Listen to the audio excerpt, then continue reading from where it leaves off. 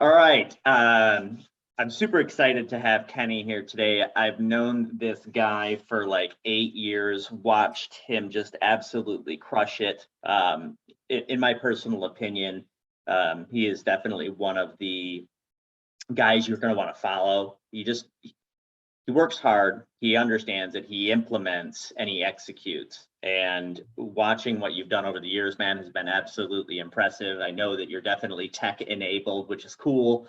But you are the next generation, of mega agent, and I know you actually are already. So I just want to share with the Highnote users like all the different things that you've been able to do with Highnote. So before we get started, um, a quick little introduction about yourself, like how long you've been at it, what you've been doing, etc. Sure. Thanks for having me today. Good connecting with you again. Don't think I've seen you since like Inman. Right. Kenny Chung here. I go by Fast Agent. I grew the Fast Agent brand over 10 years ago to the Team Fast brand 3 years ago. And now I run Fast Real Estate.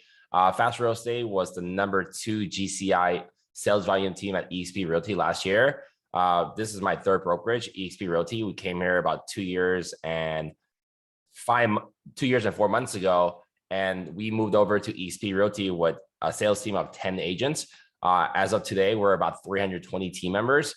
We've lost almost 100 agents along the way. So we've actually recruited almost 400 team members in the last 28 months. And a lot of it has to do with our systems, our social media, our systems, and Highnote has been a big part of that for ease on how we're presenting ourselves. Last year we did 693.9 million. This year we've already closed over $360 million, and we have about $90 million pending. So we're close to over $500 million in sales in the first less than 6 months of this year. Is your goal to hit the billion? No, my goal last year was to hit 2 billion. I didn't factor in attrition, but we're pacing at we're close to, we're pretty much at double what we're doing last year, short like 5%. So we're like 95. I don't know. I'm not a numbers guy. I just do sales. But if we did a pretty shitty job or average job, we'll probably close about 1.4 billion this year. But a lot of our growth, most business is done in the latter part of the year, and a lot of the growth is going to be done through recruiting. This year, we've actually recruited about over $220 million in production, new production. We have a pipeline of usually about $150 million of agents at any given time. So I'm completely out of production, 99.9% out of production. I listed one home this year. Last year, I sold 21 homes. I was on 21 contracts. This year, I've sold one home, but my team has sold 500. Yeah, it's cool to see, right? Like the agent production is something that I've seen, right? I see this on social media that you're really driving that cart, right? Like your production per agent. And I know some people in the recruiting business, whether you're KW, EXP, I mean, everybody's really recruiting. I know Remax agents are trying to do it, right? Everybody, it has that for some part, but you are more on that production side. You don't just seem to take everyday people, which I think is cool. Things have changed. So we attract, and like recruiting, I think, is an active and being proactive and going out and reaching out. It's kind of like you're cold calling, you're door knocking, open houses, you're going out, right? Attracting is you're just doing things and people see what you're doing and you're marketing, messaging it. We do very light recruiting. I think we maybe recruit 2 new agents a month or through like a real estate school or whatever. And it's June right now. In March, we brought on 25 agents. April, we brought on 25 agents. In May, we brought on 17. So last month was actually a slower month for us, which is still a great month. So we attract, and then like, what does it mean to attract? Well, you need to be able to show all the assets and all the things that you have. And what, like I talk to other team leaders all the time about recruiting. It's actually, it's literally my favorite topic to do. How are you getting people in? But yet to do that, you have to show them what you have. So we're really good at showing people what we have, and we're really, we do take many new agents, but happy to say that we did an audit of our business in the last 2 years. It just so happens that our average agent, this is how you calculate average agent productivity, by the way. You take the number of agents you had in January and February and March. So whether it's like 10, then 20, then 25, and 30, you take on those numbers, you divide it by 12, and then you take your sales and divide that. So 2 years ago, our average agent did 6.9 transactions. Last year, we also did 6.9 transactions. which is a pretty big deal. Yeah. In Bay Area right now, average price is 800 grand. Yeah. So 800 grand times 7, you know, you're looking at most agents making many of our agents gross income are like over 125 grand, which is a lot considering most companies with new agents are, you know, there's a ton of people making no money. So we're proud of that. And that's something we also showcase. Like we're a very tech enabled company. Our agents are very, very, I mean, I can't find, it'd be hard to find a team that's more like social than our team on Right. social media, on Reels, creating video content, being out there, email marketing, stuff like that. That's something we're pretty proud of. Yeah, you guys, your team is social. You know, like I came to one of your guys' events one night, and like Mark and I, right? And so many of your agents were like selfieing. I mean, we walked into this and we're like, what the heck? What is going on? But then we looked around and we looked at the demographic and the people, you know, I was just like, I get it, right? They're just 80% creating. of business is organic. Yeah, we're like 20% online lead base with 15% being Zillow, so 5% being, you know, your other sites. But being an 80% organic company is a really big deal for us because how do you stay in front of people, right? Especially, you know, during COVID and shelter in place, and you know, people not socializing much. The only way to get connected is social. Yeah, yeah. I'm going to switch gears here. How long have you been on Highnote? Like, I think that you were an early adopter in that tool. I was probably I'm pretty sure I was one of the very, very first users because my previous relationship with Mark, Mark was he was in the broker. I mean, I was at Klein Real Estate for 5 years. Yeah. Favorite company until I had to start my own because they closed down. But Mark was a CEO or one of the founders there. So we worked closely on a lot of tech tools. He had the whole Climb Labs thing. So they're always constantly innovating and bringing new products to sample and try out. And I got to be a beta tester in many of those products. And Highnote was one of those. In being somebody that gets technology, even though Highnote like is probably one of the simplest tools kind of out there in my personal opinion. Yeah. What attracted you to that tool? Like what was it? You were like, yeah, I could totally see that, right? Like I want to be able to use that. I think it's the ease of use, the impact it has, and the visual aesthetics. Because it's, you know, it's essentially it's a pretty simple tool. It's a digital presentation, but there was not any companies in that space. You know, rather than sending someone a spreadsheet or a list of things, you can kind of, it's like a pitch deck, but unless you're in a VC world, like who knows how to create pitch deck, like, right. Or, you know, it's too fancy. Like here's my things. Okay, what things do you have? And that's where, you know, you get into it, how to utilize Highnote. There's a couple of sectors, different functions most people use it for. I primarily use it for recruiting. Yeah, it's interesting because like people send these emails, right? They got attachments and, you know, they got 3 paragraphs, they got links to their YouTube, and you're kind of sending people all over. And if you ever send somebody an email, especially a large email, working with a buyer, working with a seller, right? Yeah. You know how you click the download button and then you're like, well, where did the document go? And then you're like, well, where am I in going through all of this stuff, especially when you're sending somebody a bunch of stuff.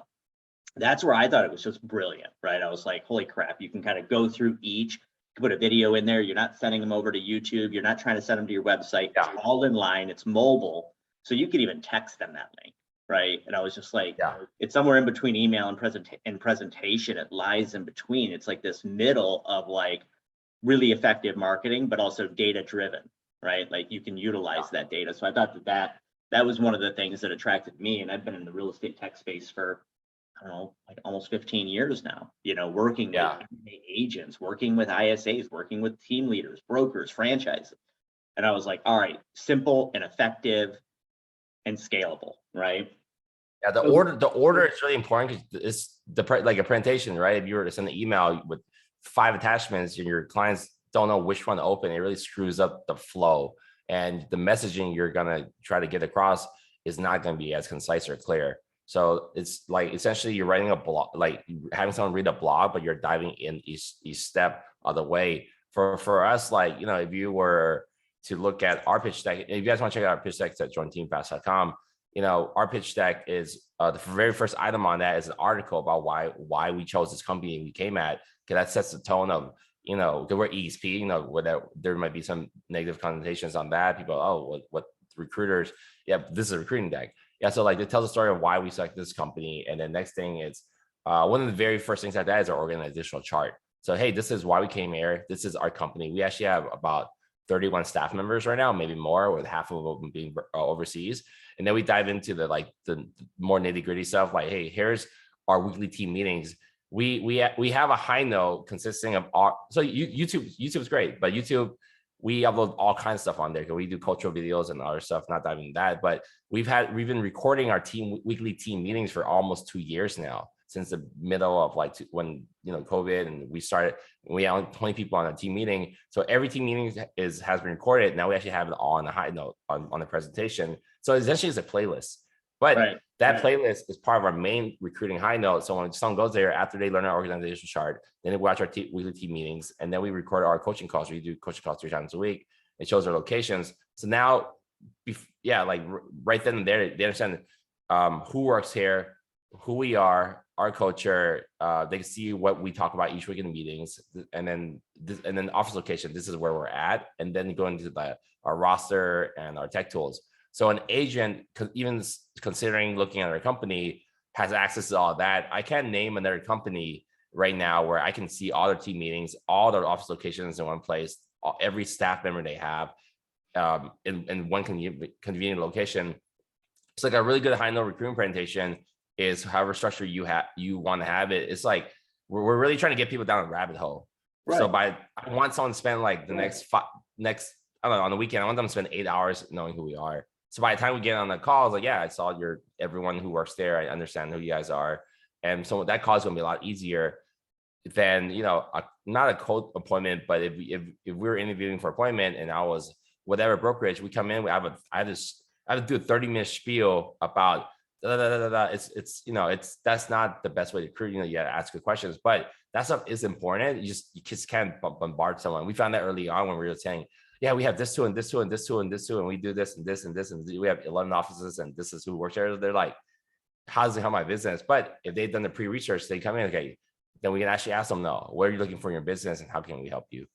Yeah, I mean, I think that people are, in my experience, I think people join different brokerages, right? And I watched you go through the interview process when you left Klein, right? I mean, you went to them all, man. I saw you at the Sotheby's. I saw you at everybody, right? And then you found somebody that fit you.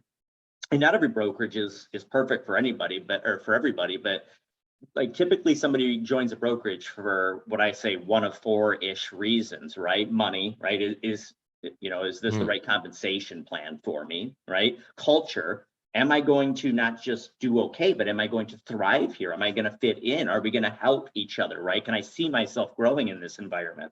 Leadership, I think, is there as well, right? Do I believe in the leadership and Team Fast and what you're doing? Do I believe in corporate leadership, et cetera, where the company is going? And then last but not least, technology, right? Now, people value one of those 4 things for different reasons. And I think that when you see people recruit, they just instantly, vomit, by you telling the story, right? And doing it like a story, walking them through on their own terms, they're able to pick and choose through that process that you've provided them based upon what's important. And then I got to assume that you're using analytics on the back end to see, yeah, like Randy clicked on X, Y, and Z. No, not the main. I mean, not the main pitch deck we use, because then the analytics I think is more important for when. I mean, depending on how fast and how many people you're talking to, right? Like last year, I did almost 500 recruiting appointments. Like Join Team Fast is a generic link. We send it out, and whoever sees it sees it. But if you were probably doing one-on-one appointments when you're starting, I think analytics would be more important. Because then you would see if that person even clicked on conversation. I'm sure they'll click on conversation. Well, I would see if they even clicked on corporate leadership. Maybe they don't care. They might want to see what offices you have. But the thing is, like, it's very hard to see a company right now. Like, I'm actually going to a 8-hour KW training event today with Gene Rivers. Tomorrow, I invited myself and the owner that has let me go exclusively to Intero Top Producer event. But I know those companies because from like the front. I mean, you go on the websites, you learn something, but I can't tell you who works at. I cannot tell you the staff members who works at KW Oakland or Intero Fremont. I know who the owner is, and I know maybe some of the agents, but so that if I was shopping, I was like, okay, I think I know these 2 things from the 5 things you just mentioned. This company, maybe Intero, I know who the agents are, but I don't know any of their stuff there. I don't know any of their tech tools. I don't know any of the culture. I don't know any of the leadership because there's nowhere to be found. So what we've done is we have that all presented in one place. And that's why we're recruiting at the pace we are, because people want to discover this stuff. But and maybe companies aren't okay with sharing that stuff. But the team, we use it as a team recruiting. So it's a little different than the corporate. Maybe corporate doesn't want to show all their cards for whatever reason. Yeah, you've done a good job growing team fast, right? Like you've set it up like a company within a company, right? Yeah. And you're very strategic in how you're doing it, and you're also very transparent, right? So that people can actually see that. Aside from recruiting, are you have your agents now using Highnote for their listing presentations or pre-listing presentations or getting offers or anything like that? Yeah, that was I mean, before joining this company EXP, and I was in at Climb, I actually brought on about 65 people. So I was recruiting a client, but I had no pitch deck. I just naturally just did it through social media. But I used Highnote to do like, I don't know, I was doing like 150 listing presentations a year, over 100 in person, and it was all decked out. So our listing presentation was pretty strong. It had our like a bio profile, some accolades, in order, and I'm jumping all over the place because I haven't done one in a long time. It would have your listing presentation, your CMA, your single page CMA. Well, two things: your spreadsheet, your single page CMA, a seller net sheet, a marketing timeline, and then I said brochures, postcards, your Zillow profile, your Home Light Awards, whatever you might have. And that was kind of the order you're going through, which was actually the same order if in person. Client, we use these boxes. And the first thing you have, well, I wouldn't have the listing agreement in the presentation because you're looking to close them. That's in person. Listing agreement was at the very top, and then the next thing was like a CMA, and after that was a pricing and spreadsheet, and after that was brochure. Why in that order in person? This is not a Highnote thing, because if they're ready to sign a listing agreement, why go through the pricing? Why go through the marketing? And why go through staging repairs? If they're not ready to sign, then you go to the pricing. So like you unveil one step at a time. Like there's no reason to get all the way to the bottom of the listing presentation. And if you're looking at the packet we offer, because if they trust you already and trust your judgment and they're a yes and they agree to the price, I don't need to go in the staging repair. They trust that you know what you're doing. But if you're fighting and competing for that, then the deeper you go. If they're good with the price, then no need to go into other stuff. So same thing with the Highnote presentation. Like you kind of got to tell the story of going down there. If they're impressed by your bio, then I mean experience results, then great. Then maybe not. Then they got to see the pricing. They get the pricing, great. Then a lot of people just look at the pricing and look at the bio, and that's it. They don't even look at marketing because your company is reputable, your track record is there, and it looks shiny enough already. They don't need to see all the detailed postcards. So that could be how you present the presentation. At the end, it's like you're boosting about yourself, your reviews and all that. If you're in front of them, they already done the research. But as a reminder, maybe this is where you found me. This is my Zillow profile. This is my Yelp page. This is my whatever. So that was the order of listing presentation.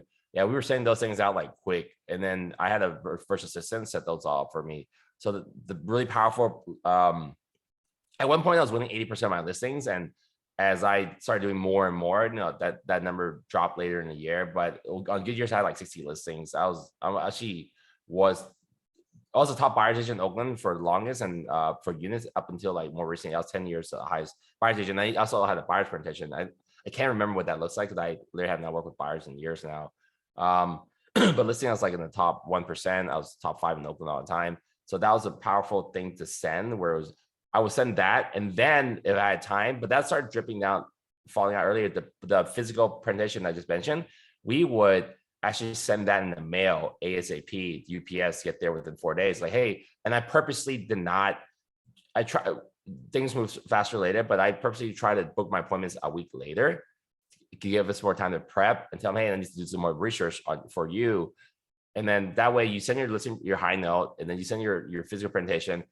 They have an extra week to research you and dive deep. So by the time you get there, ideally your packet is on the kitchen counter, and then you pull up your presentation. And then I actually work with many agents. I was pretty impressed. I rely on my packet because that's my systematic way of doing it. This is how I do it every single time, and that's what I want. And it's also easy to teach because I grew it when I had no team members. I was mentoring agents, but I went from 1 to 10 team members that year. all my team members did exactly what I did. This is the packet. This is how you present. This is what we talked about. And it's literally just what I told you. Because then but then when I started going with all this in presentations with other experienced agents and offices, not on my team, a lot of them are more casual. They'll just talk. You can't teach someone to talk. Right. I was training a team, right? Because they don't have the experience, the rapport, the know-how, the scripts, all that.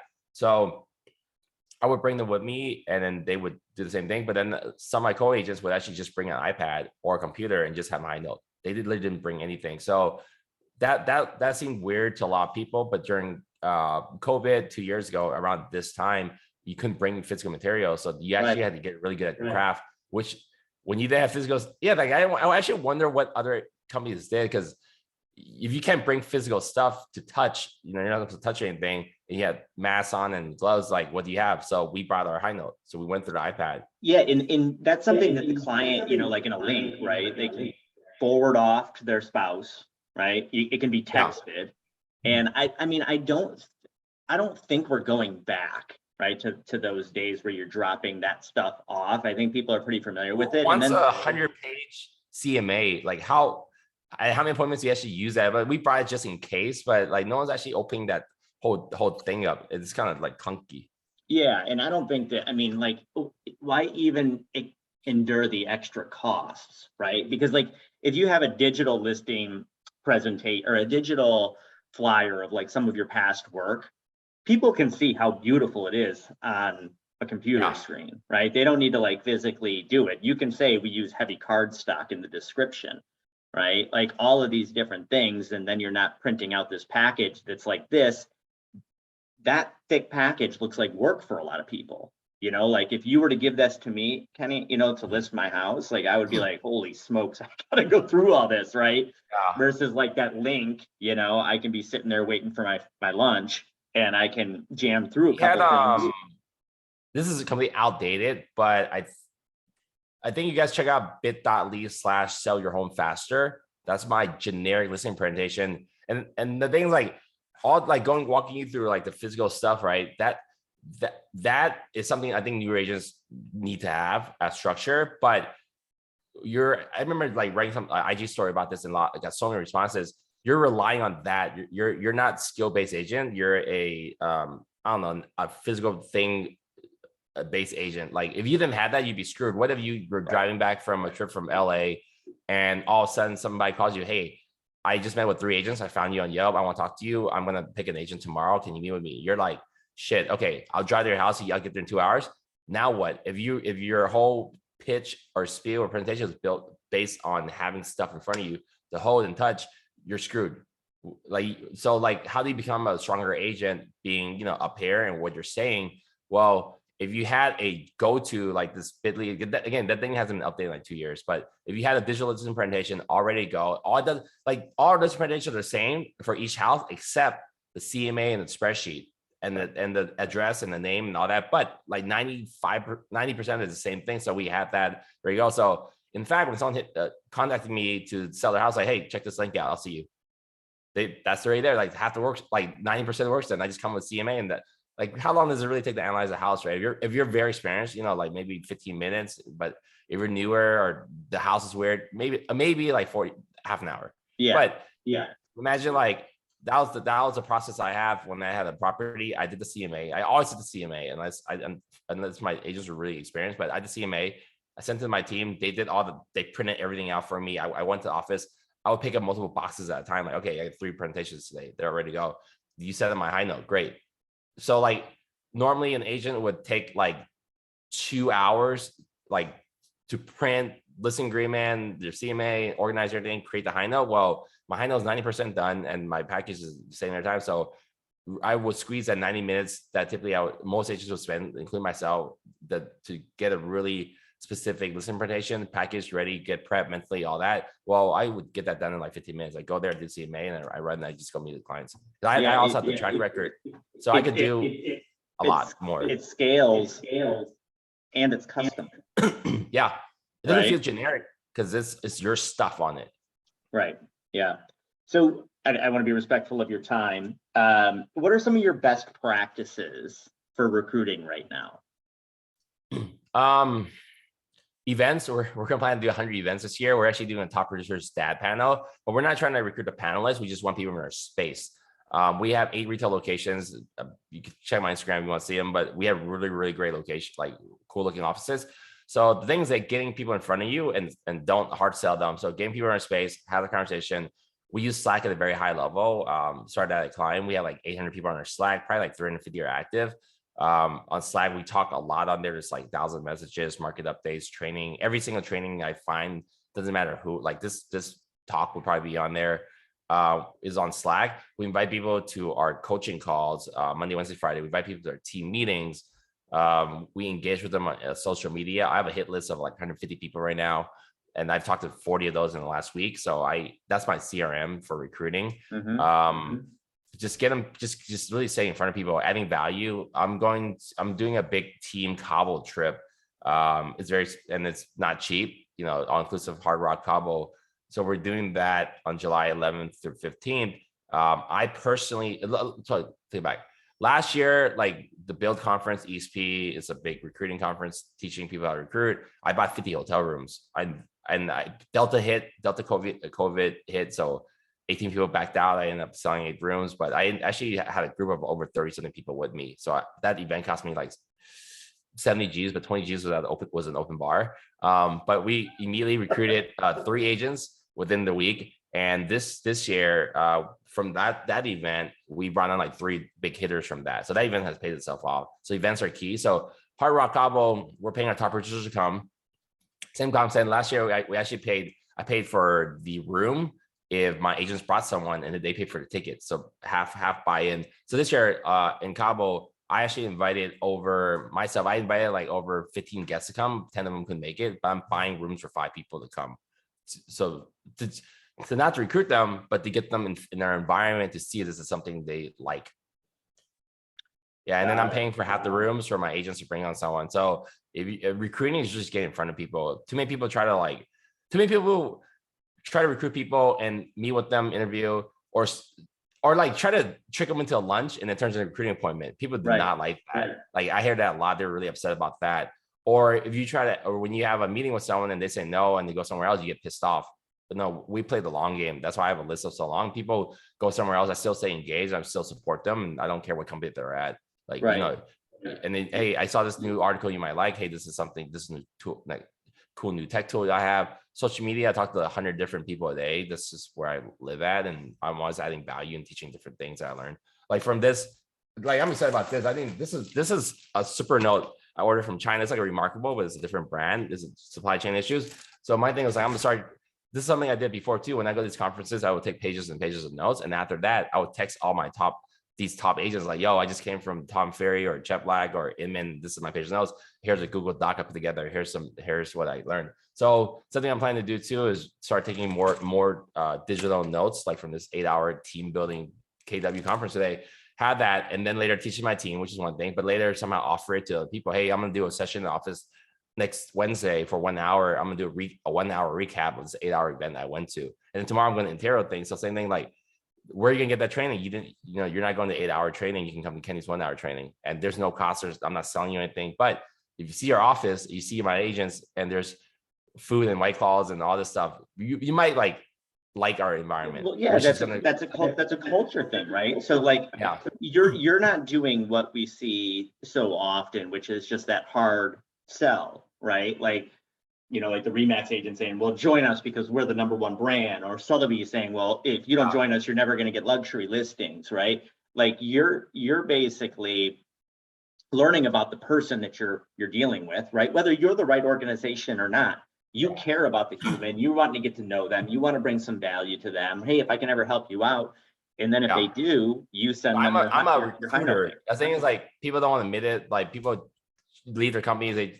Example, like I bring up Side kills it. They brought over like 1.8 billion on the team yesterday.